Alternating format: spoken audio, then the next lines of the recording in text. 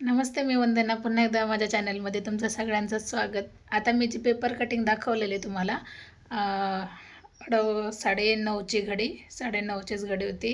त्याच्यावर आपण कमी उंचीमध्ये कटोरी ब्लाऊज शिवला आहे. तर तुम्ही पाहू शकता, हा कटोरी ब्लाऊज 80 पॉईंट कपड्यामध्ये आपण तयार केला आहे. 34 कंबर होतं आणि आता याला आपल्याला जे पाठीमागून आहे त्याला हात शिलाई करायची राहिली. मी फक्त हुक लावलेले आणि मी तुम्हाला दाखवते. तर याचा गोट बघू शकतात, एकदम परफेक्ट अशी पायपिंग घेऊन जाते, अजिबात उलटा पडत नाही. आणि हा ब्लाऊज असा झाला आहे. तर मी तुम्हाला हमेशा सांगितलं आहे का मी हर एक काम कस्टमरच्याच कामावर दाखवते. 2 ब्लाऊज होते, तर दोन्ही आपले शिवून झालेत. तर एकदम मी जवळून दाखवते, तर बघू शकतात.